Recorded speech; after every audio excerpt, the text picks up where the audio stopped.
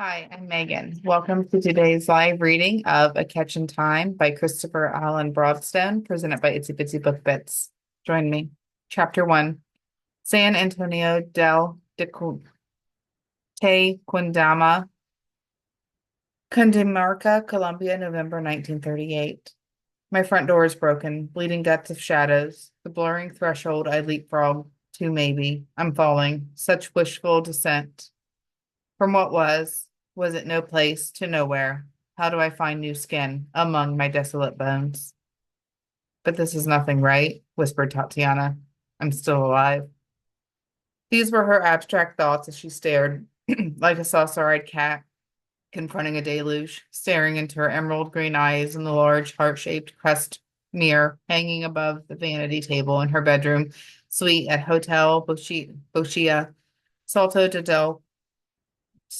del Tequendama. She stopped combing her wet hair and sat down, the pearl inlaid ivory comb next to the pillar candle. With her fingers, she stroked the long ebony strands over and behind her ears, as she always wore it. Her silken bronze complexion implied summer and golden sunlight, but tonight it belied the winter swirling inside of her. So cold, she thought. The flame of the candle wavered, catching a draft seeping in through the double doors leading to the balcony. The large fireplace set into the opposite wall crackled and flared languidly, with the petty gust radiating a forlorn warmth that seemed a million miles away. It was raining hard now, thundering at midnight. Tatiana gently flinched with each crack and growl. She'd only just come in from the balcony, her nightgown as wet as her hair. The November storm seemed to be following her. Behind the hotel, the Rio Bogota was already raging over the Tequendama Falls, bashing down on the rocks in explosive suicide, then reconstituting as ghostly white rapids, rushing like a fusillade of banshees south toward the Colombian rainforest. Is this what a nervous collapse feels like? She wondered. Is this mirror on the wall telling me I'm the most beautiful nervous breakdown of them all? Or am I just another portrait of a hollow life? The heart shape of the looking glass brought her no consolation, as it had always done in her previous visits. Life had changed. For the first time, Tatiana realized the mirror was frameless, except for whorls of fleur-de-lis cast in heavy silver at the bottom, sides, and upward stemming coronet. Been too much framework holding me for too long. The white plaster walls of the room felt like they were melting in on her, deliquescing and flooding her existence away. But how can I ever make a square life fit into a round hole, make new skin from my desolate bones?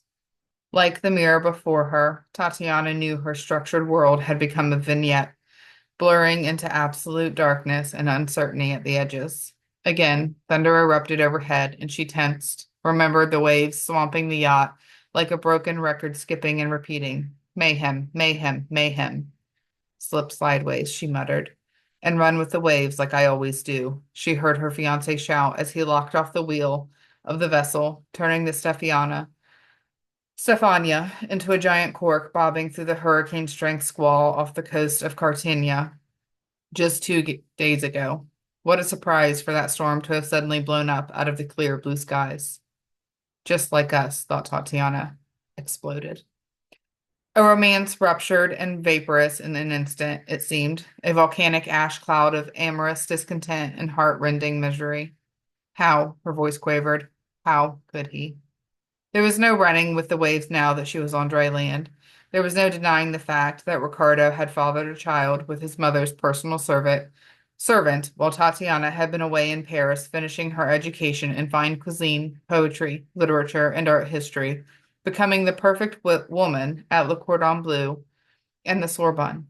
There was no escaping the fact that a scandal was imminent. Not even her parents would let her shy away from securing the scoundrel's name in a ruse to bolster utmost righteousness and to protect the propriety of it all. Simply put, she had to perpetuate their engagement and go through with marrying Ricardo to prove his innocence of indiscretion with the help. A debutante, coffee, cocoa, and sugar-cane baroness, with the reputation of Tatiana Marita Ospina, would never consort with a philanderer, she said coldly to the mirror. Never. She could hear her father yelling and absolutizing, branding her with his insistence of what would become public knowledge and inscrutable truth, regardless of facts. Too much at stake. She shivered and shunned his words now, staring at herself wet and broken in the mirror. Our family's interests must merge. You will consummate this union. I must become a lie, she realized. I must be what everyone believes I am. To hell with reality. Ricardo, why didn't I just push you overboard, you bastard? Wondered Tatiana now. The storm would have simply wiped you away. A murder awash with goodness and higher ideal. Erased, she whispered. But that, she thought, would deny your eventual crucifixion at the hands of fate. Time will get you, Ricardo. And the merciless press, she imprecated. My father and his pretentious propriety be damned. Nonetheless, it was her father's control and the endless pressure of high society to save face that shanghaied Tatiana, landing her on board the Stefania with Ricardo. A weekend out on the Caribbean was a high-profile and euphemistic effort to isolate two prisoners in a floating cell, lock them away until they came to their senses, embrace the aristocratic Colombian etiquette and agenda, and embraced each other in love again. Never again, whispered Tatiana. Lightning shattered the sky above Hotel Bochica, and a blistering clap of thunder punctuated Tatiana's words, words of resolution that had also driven her to jump ship once the Stefania escaped the raucous sea and slammed into port, the pier post cracking the yacht's hull from bow to mid-starboard, from bow to mid-starboard. It was the proverbial leap of faith that had propelled Tatiana from the rising deck to the dock, before the Stefania whooshed back into the harbor, Ricardo reaching out to her from the railing, and began to slowly sink. Tatiana had not looked back, didn't even look at herself or anyone she encountered in the eyes until she came in from the balcony tonight and sat down in front of the vanity mirror. She was certain her parents and Ricardo were on a hunt to find her right this moment, but she didn't care. Although remote, Hotel Bochica was a noted retreat for the rich and famous and was not hard to find, only 32 kilometers southwest of Bogota and positioned on a precipice diagonally across the gorge from the infamous and legendary Tequendama Falls. Once again, however, life had now changed. Forever, she said to herself. Suddenly, a ghoulish moan caught the hairs on the back of her neck, yanking her attention away from herself in the mirror. Her eyes darted up to the heavily ornate carved beams of the coffered ceiling. There it was again. The more Tatiana focused her hearing, the more distant, echoing groans became ominous ranting. Wait, was that the music of Wagner? I really am losing my mind, she thought. Germanic classical? Am I back in Paris with Hitler's stormtroopers handing out propagandist leaflets while playing innocent in jackboots on the side streets and back alleys? Tatiana had looked down on them, not only as people corrupt and skewed, but from her apartment window overlooking the Montmartre Arts District. I am at Bochica. She forced reality back onto herself. You are at Bochica, Tati, in Colombia, your home. Then suddenly, she wondered if maybe the stories of bar fights gone over the edge on the main terrace of Bochica truly had brought ghosts to the hotel. Although in all her stays, this was the first she had ever heard anything unnerving or supernatural.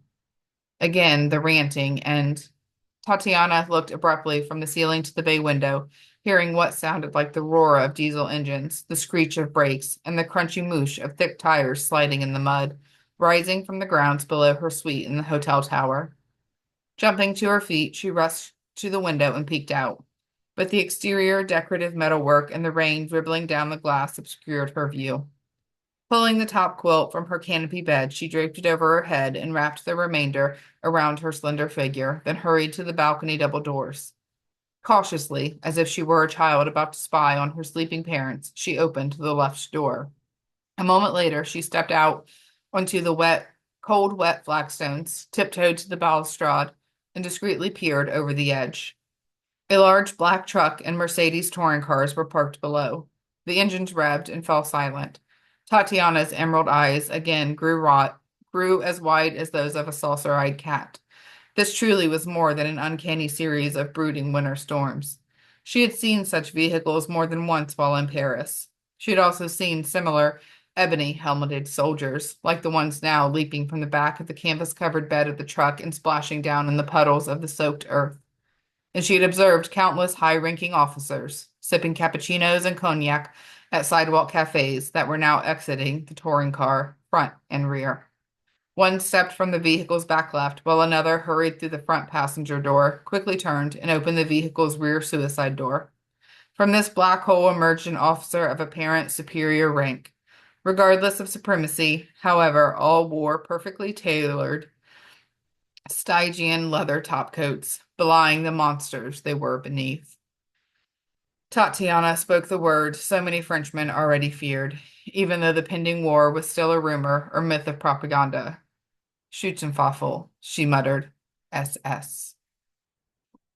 And then, and just as her last sibilance dissolved into the trickling tattoo of the rain, as if by the magic of cliché, speak of the devil and he shall appear, this lead officer looked directly up at her, the brim of his hat dripping onto his chin and the silver death's head of his cap peak glistening like a demon's third eye. Rudolf Hess, she realized. She had seen him on more than one occasion, strolling beneath the Eiffel Tower in his SA brown shirt, offering a young girl a rose. Even me, once, she breathed, more than said. She had also seen him in that hideous celluloid propaganda flaunted as haute cinema that no one in France condescended to mention the name of. Hell is at my doorstep, she whispered. My front door is truly broken and bleeding guts of shadows. Tatiana recalled her abstract thoughts that were not so abstract anymore. Thunder grumbled long and low, like a belly-aching volcano in the distance, then built to a sonorous crescendo that vomited a bloom of lightning deep in the storm clouds directly overhead. The nimbostratus blossomed again, and briefly the clouds turned to a smoky white cauliflower, the roiling florets diffusing the lightning further, illuminating the entire countryside and revealing 50-gallon gray metal drums being unloaded from the rear of the truck. Tatiana squinted against the blinding scene, but her eyes quickly locked onto Hess's unflinching gaze once again, and she shivered and slunk away from the sight of the Deputy Führer and his mini militia and back into the safety of her room. She locked the doors, leaned with her shoulder against them, and crossed herself. Why is he here, she dared wonder, so far from his beloved Hitler and in my country now? What are they up to? Her eyes drifted from one shadowed corner of her room to another. The mysterious hotel poltergeist was ranting and moaning again, the heavy-handed musical refrain of some classical composition oversmudging its words. But from where? Echoing distantly from the attics or the depths, Tatiana still could not surmise.